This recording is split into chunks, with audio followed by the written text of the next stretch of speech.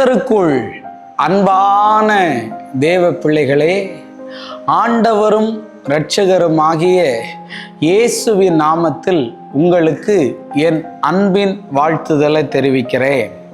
இந்த நல்ல நாளிலேயும் ஆதியாகமம் 22வது அதிகாரம் அதனுடைய 1வது வசனத்தை வாசிக்கிறேன். இந்த காரியங்கள் நடந்த பின்பு தேவன் ஆபிரகாமை சோதித்தார் என்று எழுதியிருக்கிறத பார்க்க முடியும். இன்னைக்கு என் மெசேஜோடைய தலைப்பு என்ன தெரியுமா?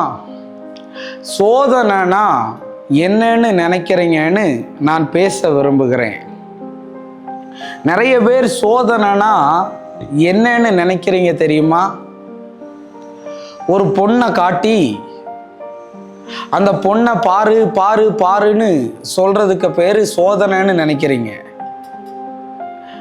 நிறைய பேர் உங்களுடைய பலவீனம் எதுல எல்லாம் வீக்கா இருக்கிறீங்களோ அதையெல்லாம் காட்டி காட்டி உங்களை சோதனைக்குள்ள ஆக்குகிறார் என்று நீங்க நினைக்கிறீங்க. தேவன் ஒருவனையும் பொல்லாங்கினால் சோதிக்கிறவர் அல்ல அப்படின்னு எழுதியிருக்கு. அப்படி சோதிக்கிறவன் பேரு யார் தெரியுமா? சாத்தான் என்று அர்த்தம். ஆனால் தேவன் சோதிப்பது எப்படி தெரியுமா? கெட்ட காரியத்தை வைத்து அல்ல. ஏன்னா பொல்லாங்கினால் அவர் சோதிப்பார்னு பைபிள் சொல்லல. கெட்ட காரியத்தை கொண்டு வந்து, அசிங்கமான காரியத்தை கொண்டு சோதனையை தருகிறவன் பிசாசு. ஆனால் தேவன் ஆபிரகாமை எப்படி சோதித்தார் தெரியுமா? 25 வருஷம் காத்திருப்பு ஒரு குழந்தைக்காக. அந்த குழந்தைய திரும்பவும் கர்த்தர் கேட்கிறார், எனக்காக நீ அதை பலி கொடு.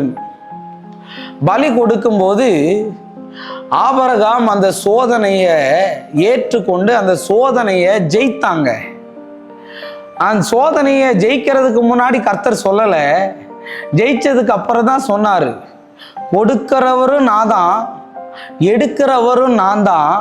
நான் கொடுக்கும் போதும் நீ எனக்குள்ள எப்படி இருக்க, எடுக்கும் போதும் நீ எனக்குள்ள எப்படி இருக்கன்னு கேட்டதுக்கு கர்த்தர் சொல்றாரு, உன்னுடைய ஒரே குமாரன் என்றும் உன்னுடைய ஏக சுதன் என்று பாராமல் என் வார்த்தைக்கு நீ கீழ்ப்படிஞ்சு நான் தான் முக்கியம்னு நீ சொல்றதுனால உனக்கு எல்லாத்தையும் நான் அள்ளி அள்ளி தாரேன்னு சொன்னா என்னுடைய ஆண்டவர். தேவ பிள்ளைகளை, ஆண்டவரை தவிர வேற எந்த காரியத்திலையும் நீங்கள் பெரிதாய் ஆசை வைத்தீர்களானால், பெரிதாய் நாட்டத்தை வைப்பீர்களானால் அது சோதனையாய் மாறிவிடும். தேவன் அதை நிறைய நேரத்தில் கேட்பார், சில நேரத்தில் அதை கொடுப்பார். நீ எந்த நேரத்திலையும் கொடுக்கவும் தயாராகணும், எடுக்கவும் தயாராகணும். யோபுவை பாருங்கள், அந்த சோதனையின் நாட்களில் அவர் சொன்ன விதம் என்னுடைய வாழ்க்கையே புரட்டி போட்டது. கர்த்தர் கொடுத்தார், கர்த்தர் எடுத்தார், கர்த்தருடைய நாமத்துக்கு ஸ்தோத்திரம். நீ எதையாவது ரொம்ப பிடிச்சிக்கிட்டு இருந்தானா கர்த்தர் எனக்காக அதை விடுன்னு சொல்லுவார். அதை அவர் எடுக்க மாட்டாருங்க. ஆனா நீ அதை தான் பெஸ்டா வச்சிருக்கியான்னு பார்ப்பாரு. என்ன வச்சிருக்கியா, அதை வச்சிருக்கிறியா பெஸ்டான்னு. இன்னைக்கு அந்த ப்ராசஸ் எல்லாராலையும் அதை விட்டுட்டு வர முடியாது அவ்வளோ சீக்கிரம்.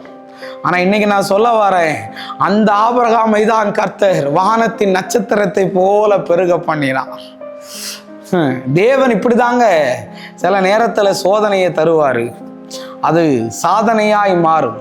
தேவனிடத்திலிருந்து வருகிற சோதனையை நீ ஜெயித்தார், பிசாசு கொண்டு வருவான் பாரு, அதை காட்டி இதை காட்டி இதையெல்லாம் ஈஸியா ஜெயிச்சுட்டு நீ போயிட்டே இருப்ப. அல்லேலூயா. அப்படிப்பட்ட நாட்களாய் கொடுக்கும் போதும் அவர் தான் தந்தார்னு இரு, எடுக்கும் போதும் அவர் தான் எடுத்துட்டார்னு இரு. கர்த்தர் உன்னை ஆசீர்வதிப்பார். ஜெபம் பண்ணுவோமா? அன்பான ஆண்டவரே, இந்த நேரத்திற்காக நன்றி சொல்றேன்.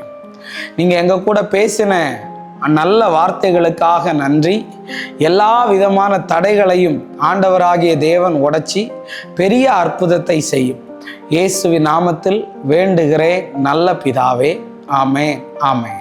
God bless you. கர்த்தர் உங்களை ஆசீர்வதிப்பார்.